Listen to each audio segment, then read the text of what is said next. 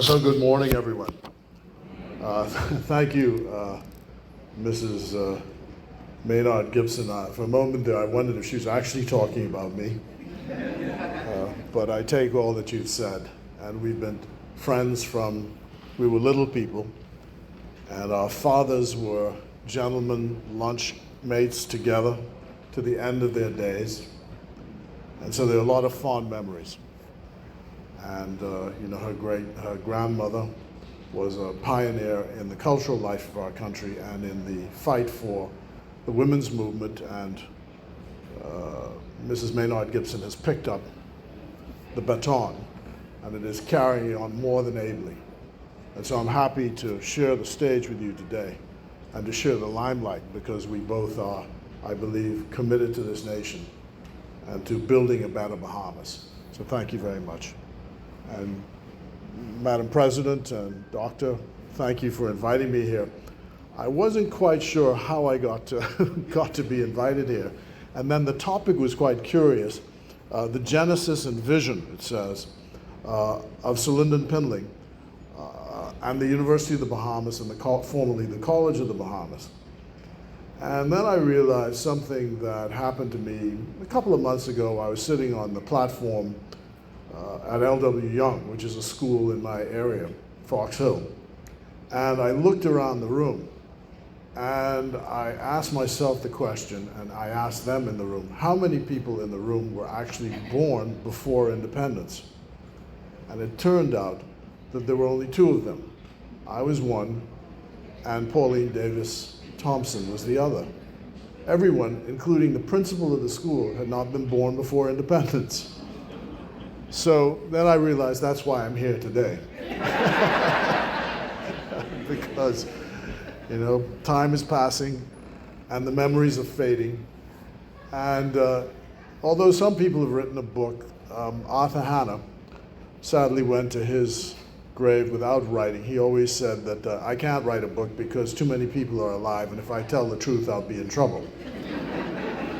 So we're left without a record of what he felt. But of course, Allison Gibson's father has written a book, and if you haven't gotten it, you should try and get a copy of it, because it's a very interesting matter on public policy.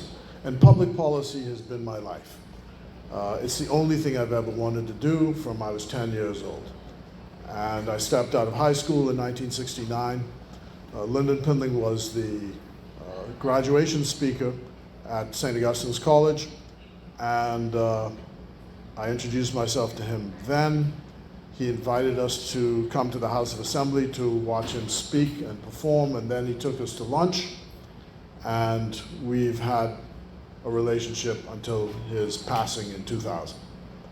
And it's remarkable to me that people talk about mentoring today, and it's a much more formal process. But all of these men, they simply said, "You want to go with me to Exuma this weekend?" And we were on the plane and off. And they never turned you away from any door or any opportunity to hear how they ran the government. And that is how I learned much of the trade of politics and public policy. In fact, I was thinking, the first time I came on this stage, this was still the government high school, and Cecil Wallace Whitfield was the Minister of Education, and he had been called to give the prizes for the Toastmasters speech contest, the first of the Toastmasters speech contests. I think that was the year '69, and that's when I met him for the first time, as an adult, that is, or grown up. And I remember shaking his hand, and I said to him, "I want to join your party." Of course, he was in a different party then, but which I ended up doing. So that was our Minister of Education then. And Rodney Bain is a name that was attached to a building, which is now no longer used by the government. But he was appointed in 1971 to be the Secretary of the Cabinet. And he was the first black man, first Bahamian, to be Secretary of the Cabinet. And that may not sound so remarkable to you today, but given what existed in the country prior to 1967, when all of the permanent secretaries, the Secretary of the Cabinet were English, even the secretaries, the private secretaries to ministers were English. And so it was a remarkable thing for him to be appointed in 1971 to be Secretary of the Cabinet. He died sadly in a motor car accident just up the street here at the place used to be called opposite the Lions Club, there on the curve, and in 1980. And I went up to Sir Lynden's office. I used to see him every day, early in the morning before he started work, because I was running the party's newspaper then, and I had had the previous experience as the Director of News and Public Affairs of the Broadcasting Corporation before going off to the Kennedy School. And I walked into his office, and he had his back, he was sitting in Rodney Bain's office, and he had his back to the door. And he kind of startled me when the chair spun around, because, and he was there sort of helping to clear the office. And I said to him, I understand that you've written something called a one-man manifesto. And he says, oh yeah, I have some copies right next door. So we went to his office next door in the Churchill building, and he gave me something called the One Man's Manifesto. Obie Wilscombe was the last person, the late Obie Wilscombe was the last person I knew that had an actual copy of it. And in it, he wrote it in 1971, and in it, he laid out all of the institutions which an independent Bahamas, he felt, would need to be able to survive as a country. And so looking back retrospectively, you could see that he had a vision of where the country was going. And one of the things he talked about was the creation of the College of the Bahamas. And that's the first formal reference that I know of to the creation of this institution. When I looked at the speeches that Patty Roca put together, the book is called My Vision, and I think it's still in print. There are a lot of references to education. And when the Progressive Liberal Party came after majority rule, the first thing they did was to move tourism as the #1 budgeted allocation, and education became #1, and health became #2. Because they believed that the country could only go forward if you had an educated class. He went overseas, and he encouraged Bahamians who had been educated overseas and still living overseas to come back to Nassau to help to join the government, to help to make the Majority Rule project a success. And prior to 1967, there was only one public high school. That high school was the government high school, which used to be housed here. Winston Saunders tells me the story, or told me the story, of where the government high school was in 1959. I think they moved here. They were in Nassau Court, which is the corner just opposite the British Colonial, at the back, housed in those buildings, which later became the Ministry of Tourism. And in 1959, he was the head boy of the school, and he and the head girl, they all gathered at Nassau Court and marched here to the government high school in these new buildings. When the Progressive Liberal Party decided in its administration to create the College of the Bahamas, this became the campus. And in 1974, the idea of the College of the Bahamas came into being. So this year is 50 years. And I want to extend the warmest congratulations to this institution for all the work that is done.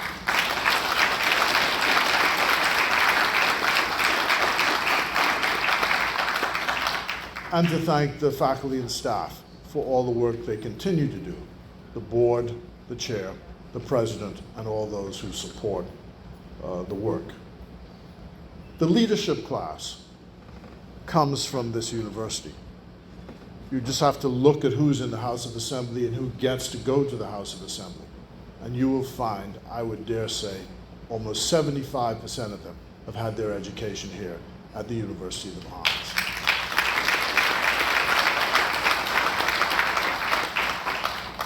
I had my own experience because in 1988, the late Felix Bethel was given time off to go to Canada to try to get his PhD. So in the spring of 1988, I was asked to fill in for his class, Politics and Government, for 3 months. And I remember coming here 3 days a week. There's a classroom at the back, two-story building at the back. And 3 students I remember from that time: Michael Halkitis, Raynard Rigby, and Tyrone Fitzgerald Jr. There are many more, but I remember those 3. And I remember them because I say, you know, my interest is public policy. And everywhere I go, I try to encourage people to become politicians. Everywhere I go. I say, join a political party. I mean, I obviously want you to join mine, but join a party if you're interested in public life. Because just as you have to be trained to do your jobs, it is my view that we are too casual and indifferent as to who enters public life and their qualifications for it.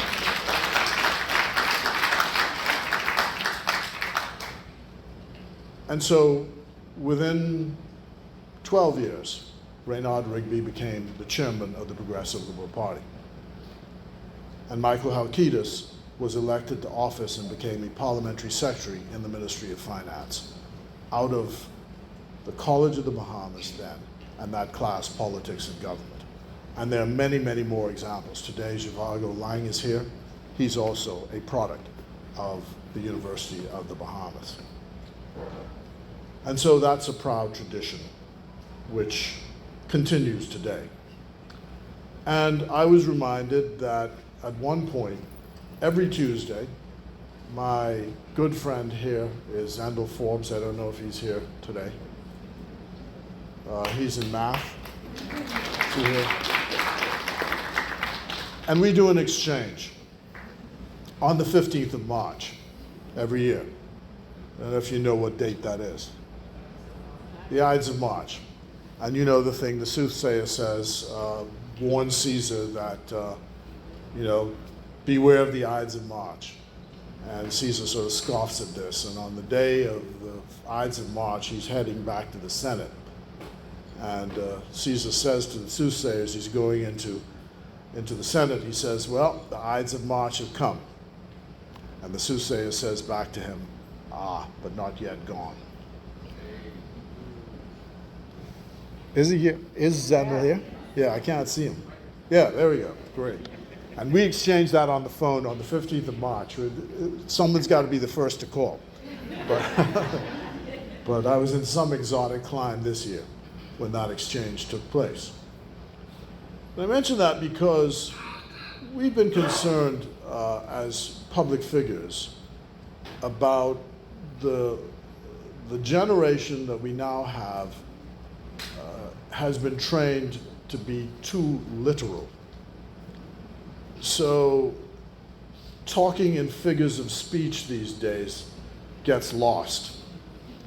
And I would say something. I was defending some public servants who were demonstrating during the time I was in opposition, and I said that the then government was treating them as the barbarians at the gate, in a figurative sense, trying to defend them. And they attacked me, said I was calling them barbarians. Jerome Fitzgerald, who used to be the Minister of Education, was saying to me that he thought that that had to do with the fact that education has become so much professionally oriented, so you don't get the broad brush anymore. And literature has been dropped from many of the experiences. But that's why the politics and government class was such a valuable class, because it gave everybody an opportunity to get a bit of history, some of the social background to how things came to be the way they are. And it gave people a kind of broader vision, which is, after all, one of your main jobs is to teach people how to think. And I know you may remember Felix Bethel. He was a master at this. I mean, he would the things he would say in his classroom, I mean, God, make your ears burn off. But what I think he was doing all the time was trying to challenge. You come up with a particular family and you're educated in a particular way. And one of the things that university education should do is challenge some of the assumptions that you come up on, not to make you move away from them, but to seek to understand precisely why things are the way they are by becoming critical thinkers. And I think the university's done a good job with that as well.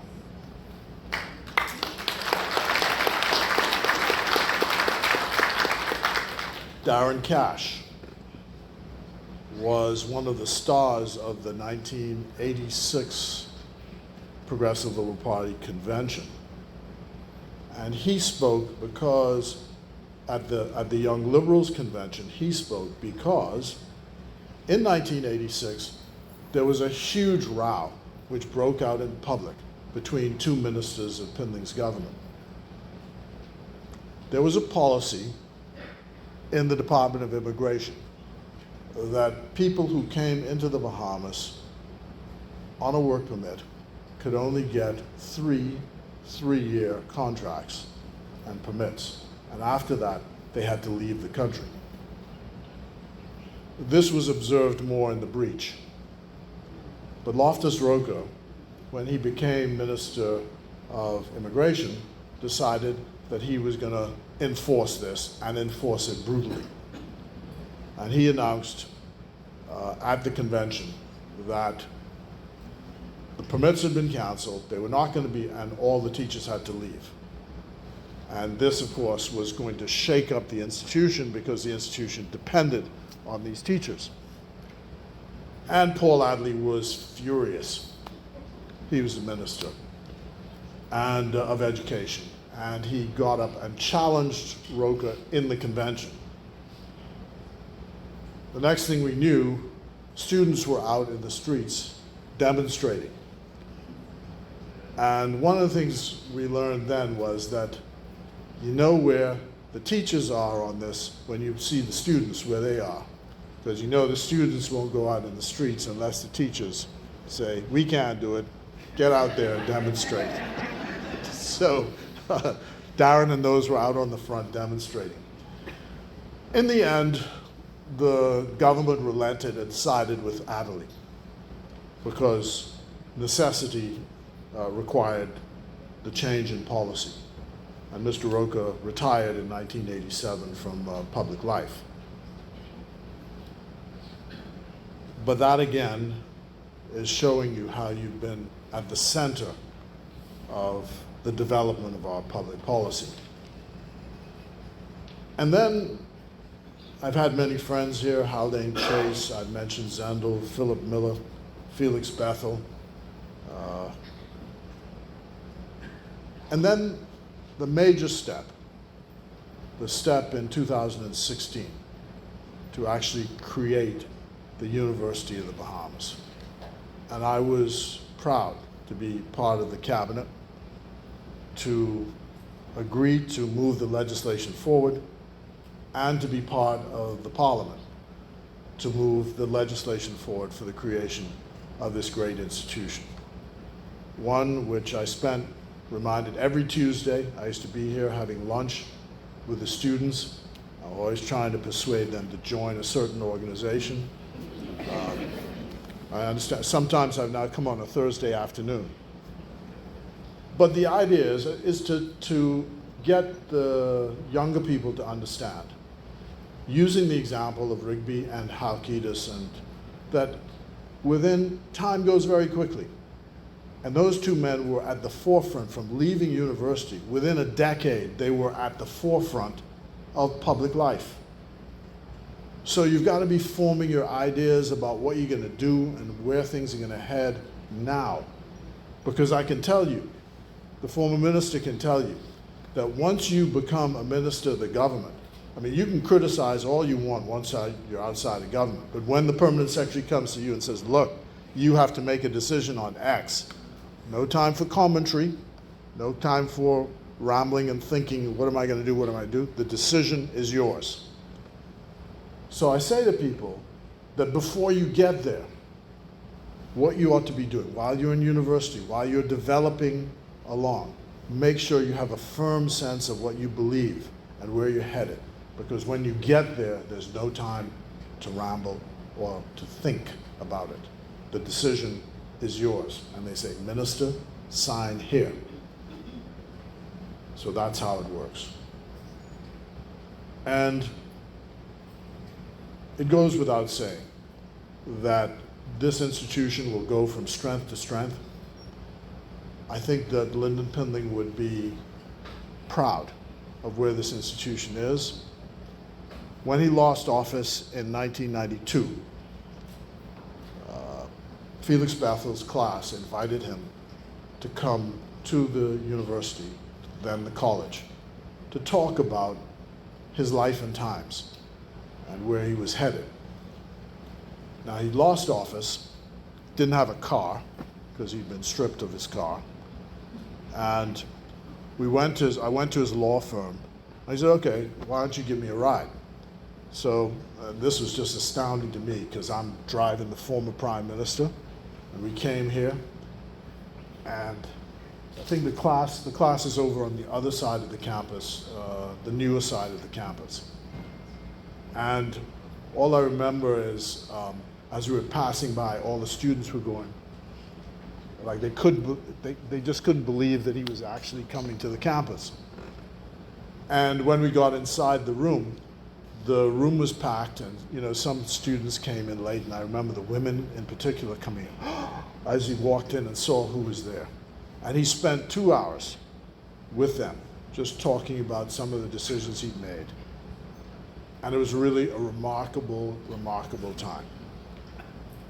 In 2000, when he had passed away, again, Felix's class invited me to come by and do a retrospective on his life, which I wrote called Pindling and Me, which is available online, those of you who want to read it. But this was, for me, a remarkable experience, and it becomes more sentimental the more time passes by for me. That all of these men and women who helped to create the Bahamas that we know today gave me the opportunity, not only in their public character, for me to have the education that I got, all taxpayer funded, but also gave me the opportunity, as Mrs. Maynard Gibson said, to sit at their feet and be able to internalize many of the lessons of the social history and those of public policy, to be able to share with you some of the reasons we are here today and what happened to cause us to be here today. I think I've said enough, and I hope that you found what I've said to be interesting. I'd be happy to share comments with anyone who cares to see more, or I don't know if there's question and answers, but it's been a wonderful opportunity to go down memory lane and to pay tribute to the man who we call the father of the nation. Thank you.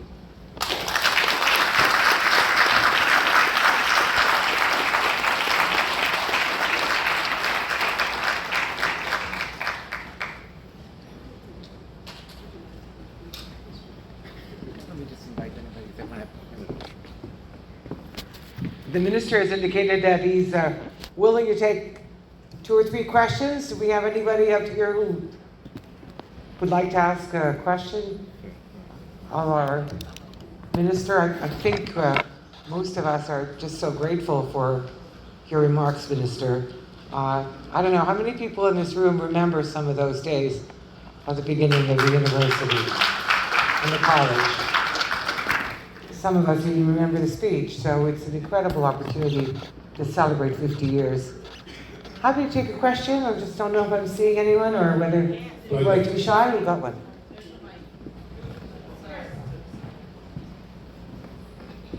That was quick. Thank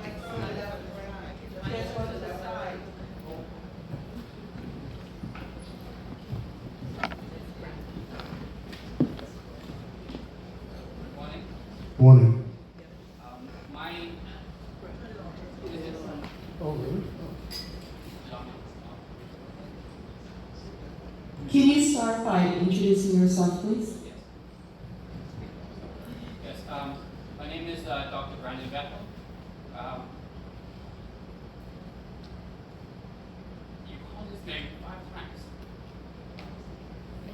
You called his name 5 times, and each time you gave him honor.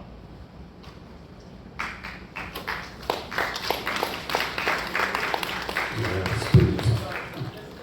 You called his name 5 times, and each time you gave his name honor.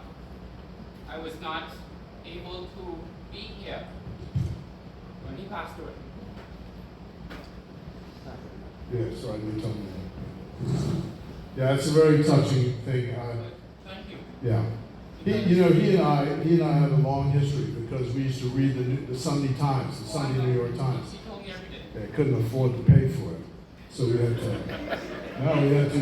to share the cost. It was $7 a copy, so we couldn't afford it. So he paid $3 and I paid $3.50 and $3.50.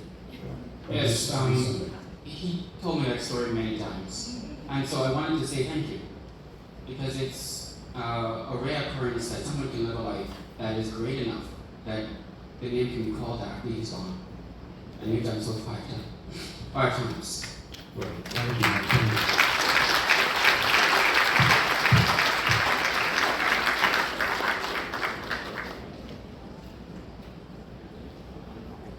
Well, the Ides of March have come. All right, thank you very much. It's a pleasure being here.